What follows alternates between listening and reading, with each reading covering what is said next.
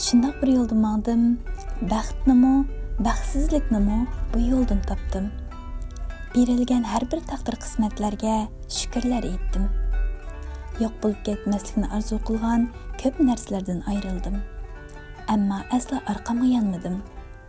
Mangan yo'limdan, arzu umidlarimdan hech voz kechmadim.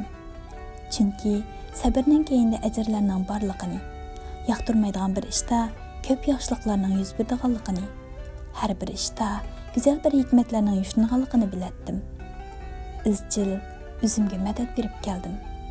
Bir zamonlar dunyoning ato qilgan shodligiga oshiq bo'lgan bo'lsam, yana bir zamonlar qayg'u va hasratlarga shohid bo'ldim.